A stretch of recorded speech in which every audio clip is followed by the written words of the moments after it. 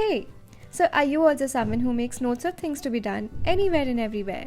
On sticky notes or random piles of papers, in phone's notes app or in laptop's notes app or on the last page of the notebook. And then when you need them, you don't find them.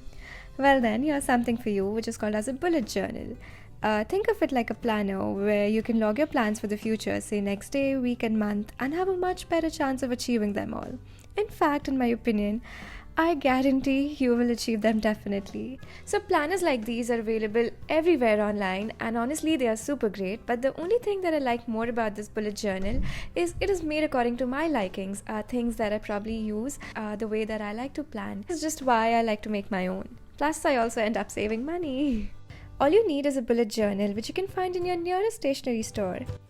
These are not the kind of videos that I make regularly. I mostly post about sustainability and slow fashion, but this was just too golden to not share. And today is the 12th of Feb, which is celebrated as a National Productivity Day. And I also think this is the #1 way to stay organized. So here it is.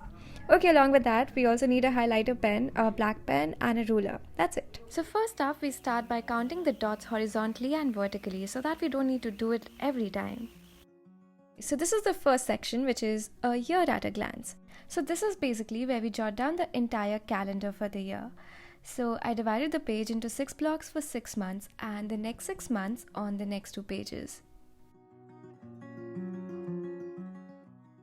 I know it could be a little repetitive to write down the dates for 12 times, but the good part is it gives a bird's eye view of the entire year, and the best part is we only have to do that once.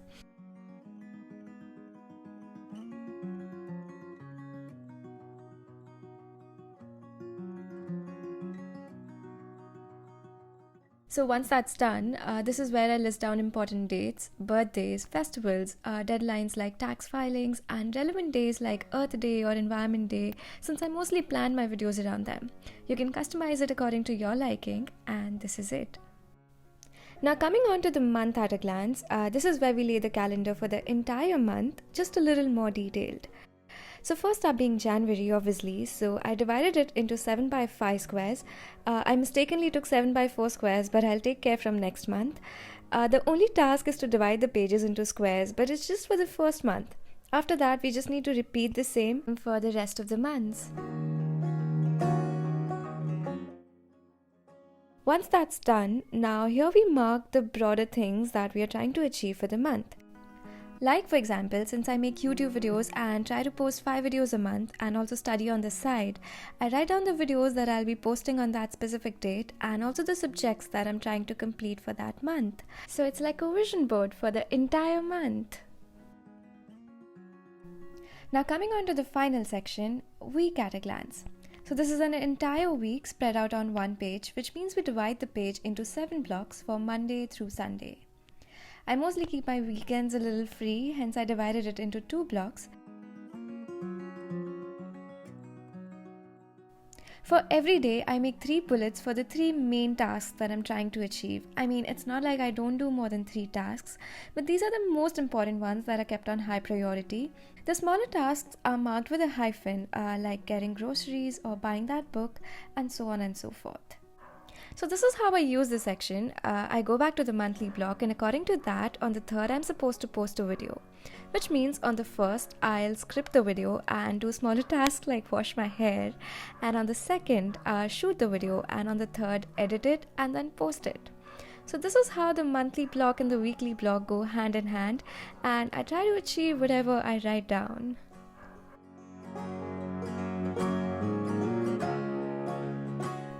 Okay, now this is the super final section and just a fun one. Just 1 page for the entire month. This is where I divide the entire page into 4 quadrants, being learning, quotes, gratitude, and reminders. Now this is more like a retrospective section and it's completely optional. You can skip it if you don't like, but this is how I use it. Under the learning section, I write down the mistakes that I made during that month. Like 2 days back, I was filling a check for my father and I forgot to write the date on the check and the check ended up bouncing. And hence I wrote down, check the check details carefully, and so on and so forth. Under the quotes section, I am a sucker for quotes and I have so many screenshots on my phone, but they just get lost in the entire library. So I made a point to write a few and it's just great to go through them. Then it's just a gratitude section I'd highly recommend. And lastly, the reminder section. So this is specifically dedicated to my sustainable goals and kind of a personal section, like bringing my own bag wherever I go or to consume less and reminders like these. And this is it. Finally, presenting you with a summary of the entire system. So it starts with a year at a glance where we have the entire calendar laid down, marked with important and relevant dates. Next comes up the month at a glance, more like things that we're trying to achieve the month. And then the week at a glance, which is a magnified version of the month, the steps that we're trying to take to achieve the tasks that we wrote for the month. And this is it. Finally, the check-in section, just a retrospective one. Lastly, if you're looking something to gift yourself, I definitely recommend gifting yourself a journal and get into the practice of journaling. It's definitely going to be satisfying and rewarding. I vouch for it. This is it. Thanks for stopping by. I make videos on topics like sustainability and slow fashion. So if these are topics that you like watching, you might just consider subscribing. Okay, I'll see you soon in my next video. Bye.